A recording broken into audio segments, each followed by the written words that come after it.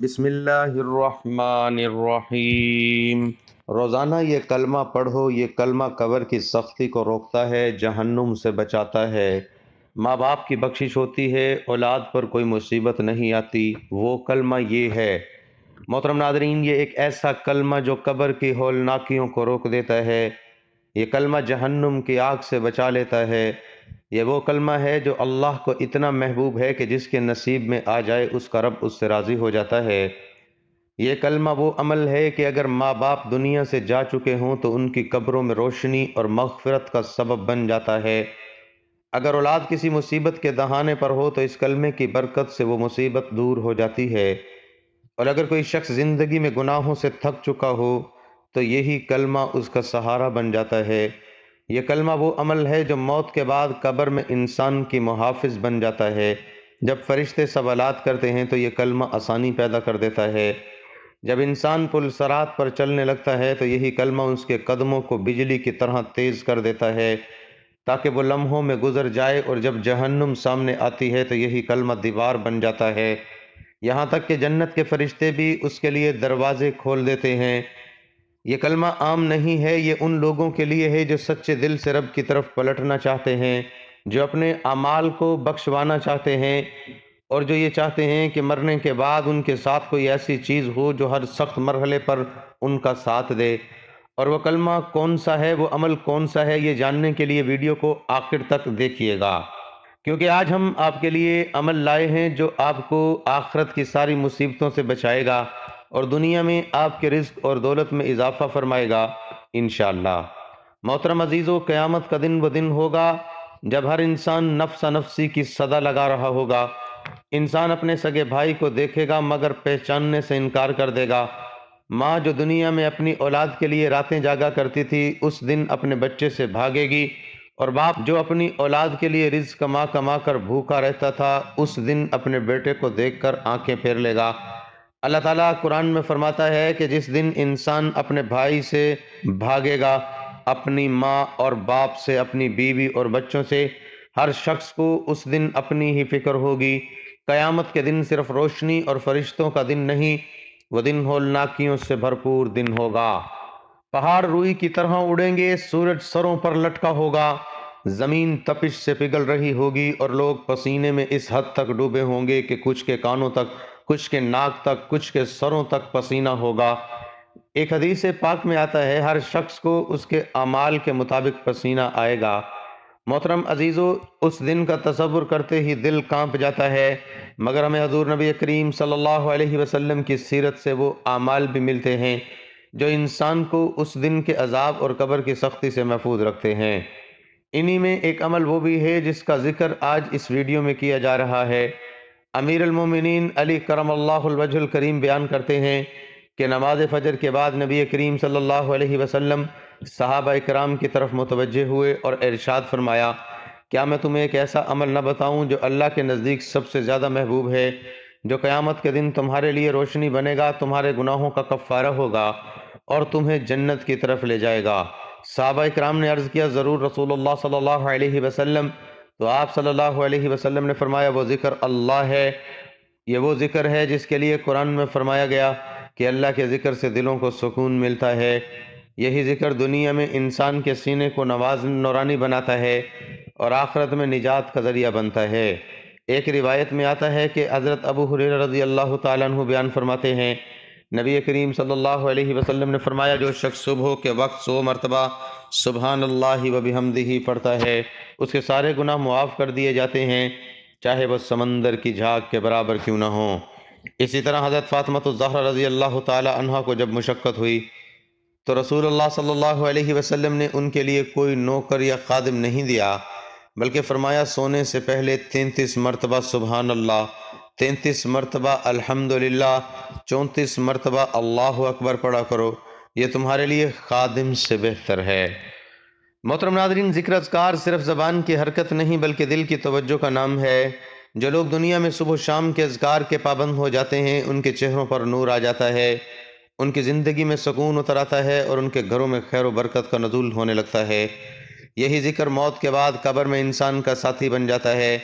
حضرت براء بن عازب رضی اللہ تعالیٰ عنہ سے روایت ہے کہ نبی کریم صلی اللہ علیہ وسلم نے فرمایا جب بندے کو قبر میں رکھ دیا جاتا ہے اور وہ اپنے ساتھیوں کو جوتیوں کی آہٹ سن رہا ہوتا ہے تو اس وقت اگر وہ مومن ہو تو نماز اس کے سرہانے آ جاتی ہے، روزہ دائیں، زکوٰۃ بائیں طرف اور دیگر نیک اعمال پاؤں کی طرف آ جاتے ہیں۔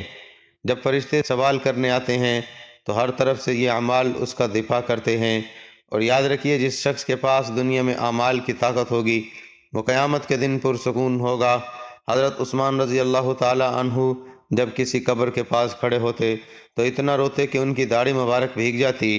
جب ان سے پوچھا کہ جنت اور دوزخ کا ذکر سن کر آپ اتنا کیوں روتے ہیں، آپ نے فرمایا قبر آخرت کی پہلی منزل ہے، جو اس سے بچ گیا وہ آگے بھی بچ جائے گا۔ یہی وجہ ہے کہ حضور نبی کریم صلی اللہ علیہ وسلم نے صحابہ اکرام کو قبر اور قیامت کی ہولناکیوں سے بچنے کے لیے اذکار تسبیحات کا تحفہ دیا تھا۔ محترم ناظرین، انسان جب دنیا سے رخصت ہوتا ہے تو اس کے ساتھ نہ کوئی مال جاتا ہے، نہ جائیداد، نہ عہدہ، نہ شہرت۔ قبر میں صرف اعمال ساتھ جاتے ہیں، اور یہی اعمال اس کے لیے روشنی، حفاظت اور نجات کا ذریعہ بنتے ہیں۔ اگر اعمال نیک ہوں تو قبر باغوں میں سے ایک باغ بن جاتی ہے، اگر اعمال گناہوں سے بھرے ہوں تو قبر جہنم کے گڑھوں میں سے ایک گڑھا بن جاتی ہے۔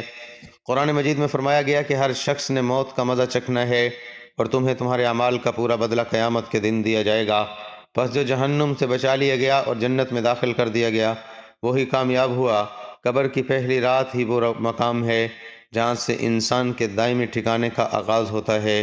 نبی کریم صلی اللہ علیہ وسلم نے فرمایا کہ قبر یا تو جنت کے باغوں میں سے ایک باغ ہے یا جہنم کے گڑھوں میں سے ایک گڑھا، اور اگر بندہ نیک ہو قبر کشادہ ہو جاتی ہے، روشنی سے بھر جاتی ہے، اور اس کے ایک خوبصورت شکل والا نیک عمل آ کر اس کا ساتھی بن جاتا ہے، اور اگر بندہ بد اعمال ہو تو قبر تنگ ہو جاتی ہے، اس پر اندھیرا چھا جاتا ہے، اور اس کے ساتھ بدترین شکل والا گناہوں کا بوجھ اس کا عذاب بن جاتا ہے۔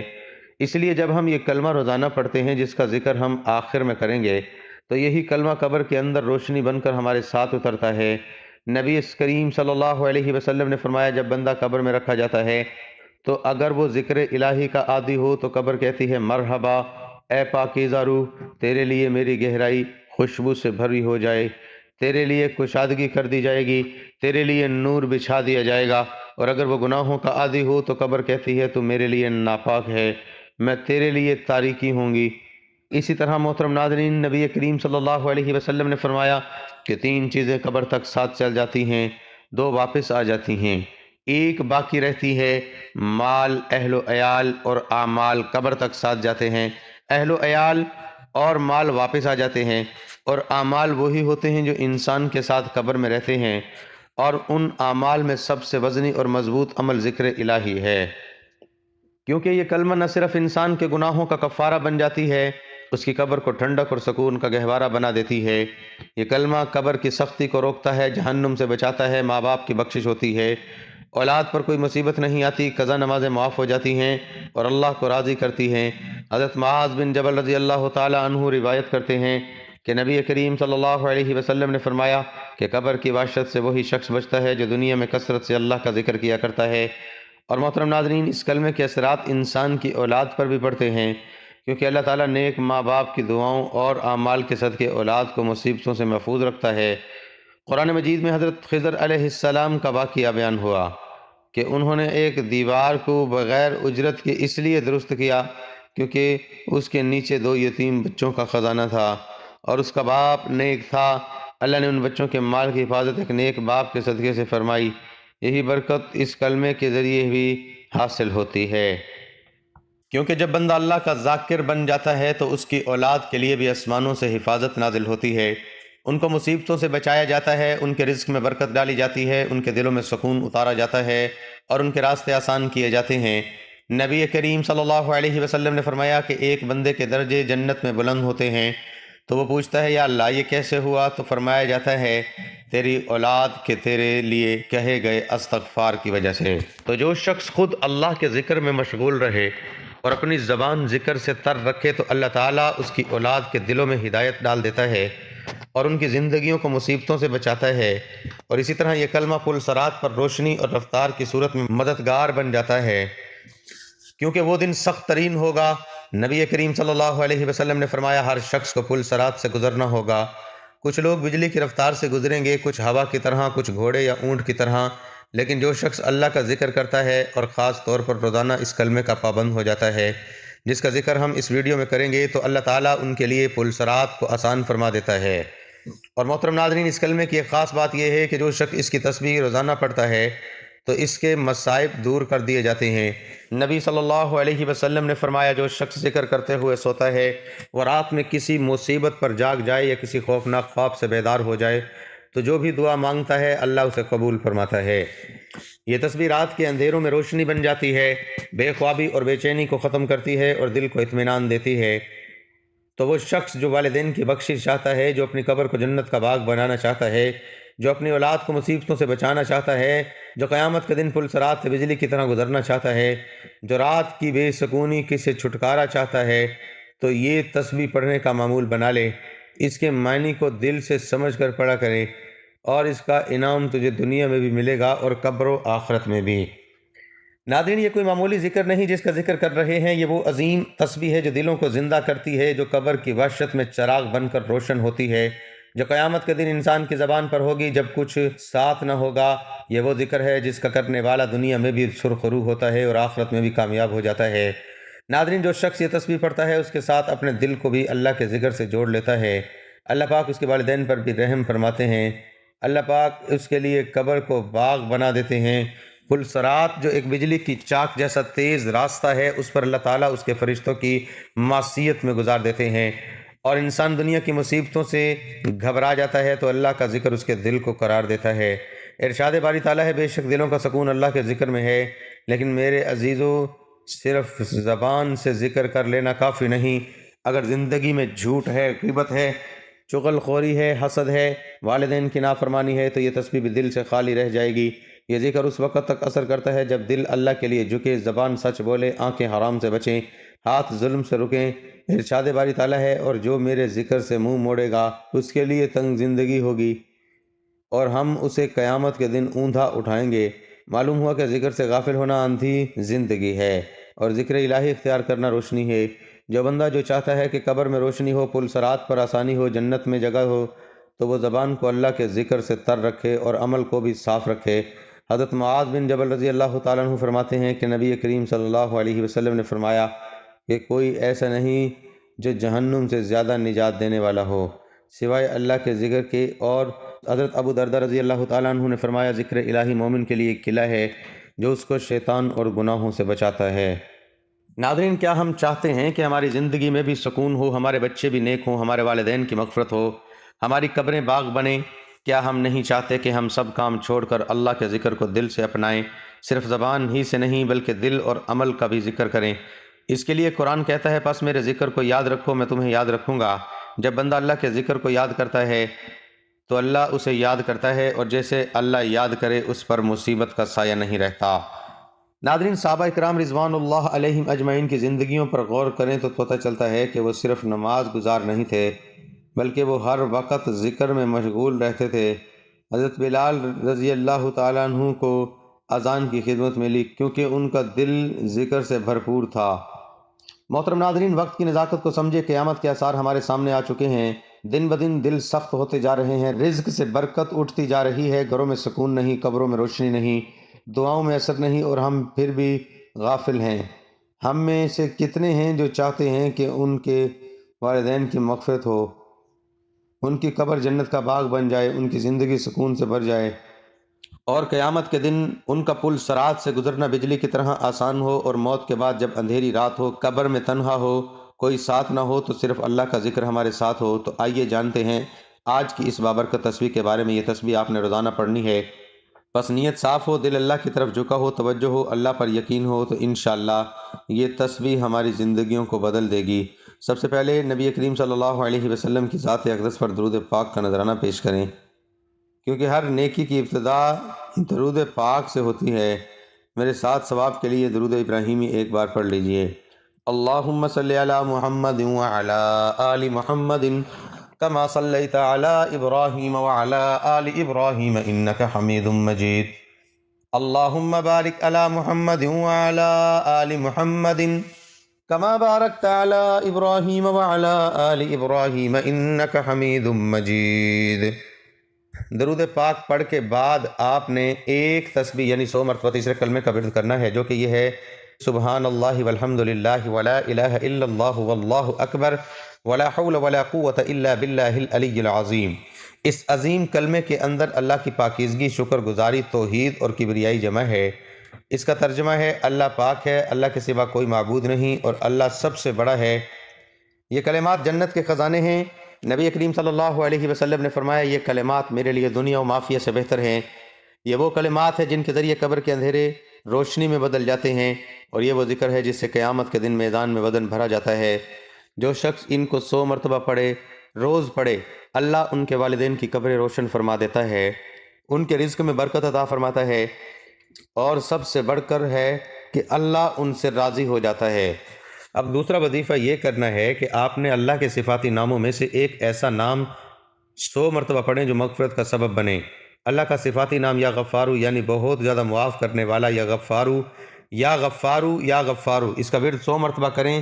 اس نام کی فضیلت یہ ہے کہ قرآن مجید میں اللہ فرماتے ہیں اور بے شک میں بہت بخشنے والا ہوں۔